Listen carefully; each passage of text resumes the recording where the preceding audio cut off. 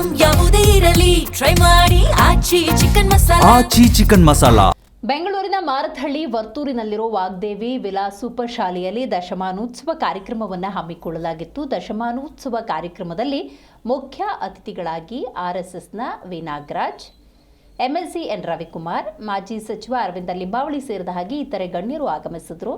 Vagdevi Vilas super ಶಾಲೆಯ ಅಧ್ಯಕ್ಷ K Harish ಅವರ ನೇತೃತ್ವದಲ್ಲಿ ನಡೆದಂತಹ ಈ ಕಾರ್ಯಕ್ರಮ ಹಲವು ಶುಭ ಸಂಕೇತಕ್ಕೆ ಕಾರಣವಾಗಿದೆ. ವಿಶೇಷವಾಗಿ ದೇಶ ಹಾಗೂ ಹಿಂದೂ ಸಮಾಜದ ಉಳಿವಿಗಾಗಿ ಸೇವೆ ಸಲ್ಲಿಸ್ತಾ ಇರೋ ರಾಷ್ಟ್ರೀಯ ಸ್ವಯಂ ಸೇವಾ ಸಂಘಕ್ಕೆ 10 ಲಕ್ಷ ರೂಪಾಯಿ ದೇಣಿಗೆ ನೀಡುವ ಮೂಲಕ ಸಹಾಯ ಹಸ್ತವನ್ನು ಶಾಲೆಯ ಅಧ್ಯಕ್ಷ ಕೆ ಹರೀಶ್ ಅವರು ಮಾಡಿದ್ದಾರೆ. ಇನ್ನುಳಿದ ಹಾಗೆ ಕಾರ್ಯಕ್ರಮಕ್ಕೆ ಆಗಮಿಸಿದಂತಹ ಗಣ್ಯರು ಸಮಾಜಕ್ಕೆ ಉತ್ತಮ ಸಂದೇಶ ಹಾಗೂ ಸೇವಾ ಕೆಲಸಗಳಿಗೆ ಕೈಗನ್ನಡಿಯಾಗಿರುವ ಶಾಲೆ ಹಾಗೂ ಶಾಲೆಯ ಸಂಸ್ಥಾಪಕ ಅಧ್ಯಕ್ಷರ ಸೇವೆಗಳನ್ನು ಗುರುತಿಸಿ ಹರ್ಷ ವ್ಯಕ್ತಪಡಿಸಿದ್ದಾರೆ. ಅಲ್ಲದೆ ವಾಗ್ದೇವಿ ವಿಲಾಸ ಶಾಲೆಯು ಉಚಿತ ಶಿಕ್ಷಣ ಕೊಡುತ್ತಿರುವ ಸಾಧನೆ ಇನ್ನಷ್ಟು ಎತ್ತರಕ್ಕೆ ಬೆಳೆಯುವಂತೆ ತಮ್ಮ ಹಾರೈಕೆಗಳನ್ನು ತಿಳಿಸಿದ್ದಾರೆ. Next from grade 4 we have Mohit Bhati, Vishal M Somapatai. Grade 5 Salima Saud and Pooja S.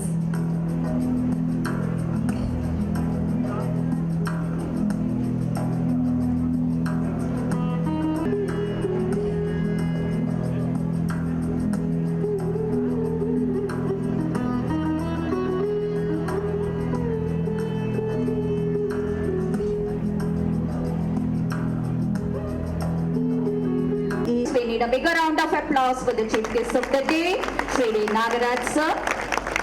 Through his combined work on scholarship, institutional leader traditions, we are very fortunate and privileged to have you as a chief guest amidst us today, sir. Thank you, sir.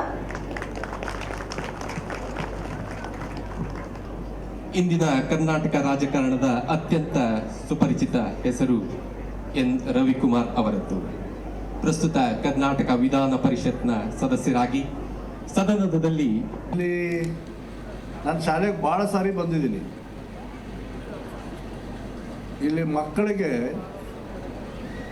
ತಾವು ಯೋಚನೆ ಮಾಡಬಲ್ಲಂಥ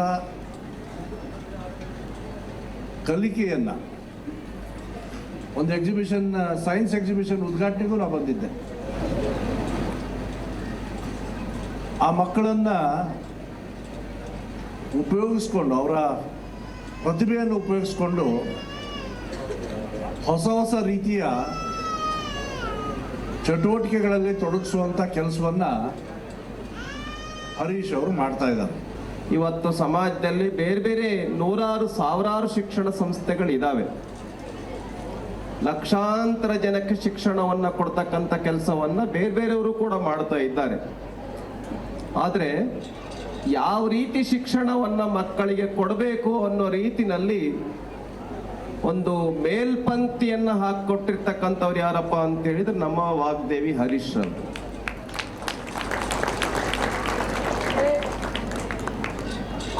ನಾನು ಆ ಮಕ್ಕಳಿಗೆ ನೋಡ್ತಾ ಇದ್ದೆ, ಅವರು ಪ್ರತಿಭಾನ್ವಿತ ಮಕ್ಕಳು ತಮ್ಮ ಪ್ರೈಸ್ ಅನ್ನ ತೆಗೆದುಕೊಂಡು ಹೋಗ್ತಾ ಇದ್ರು. ಹಾಗೆ ಇಲ್ಲಿ ತಾವು ಮಕ್ಕಳೊಂದಿಗೆ ಪೇರೆಂಟ್ಸನ್ನು ಕೂಡ ಸಾಕಷ್ಟು ದೊಡ್ಡ ಸಂಖ್ಯೆಯಲ್ಲಿ ಬಂದಿದ್ದೇವೆ. ಇವತ್ತು ಸಮಾಜಕ್ಕೆ ಸಮಾಜನೇ ಒಂದು ಕ್ಷಣ ಒಂದ್ಸರಿ ಕೂತ್ಕೊಂಡು ನಿಂತ್ಕೊಂಡು ನಮ್ಮ ಸಮಯ ಇದ್ದಾಗ ಇವತ್ತು ನಮ್ಮ ದೇಶದಲ್ಲಿ ಶಿಕ್ಷಣ ಸಿಗ್ತಾ ಇದೆಯಲ್ಲ, ಅದು ಯಾವ ರೀತಿ ಶಿಕ್ಷಣ ಸಿಗ್ತಾ ಇದೆ ನಮ್ಮ ಸಮಾಜದಲ್ಲಿ ಅನ್ನುವಂಥದ್ದನ್ನ ಒಂದು ಕ್ಷಣ ನಾವು ನೀವು ಎಲ್ಲರೂ ಕೂಡ ಒಂದು ಆತ್ಮಾವಲೋಕನ ಮಾಡ್ಕೊಳ್ತಕ್ಕಂಥ ಒಂದು ಪರಿಸ್ಥಿತಿನಲ್ಲಿ ನಾವಿದ್ದೇವೆ.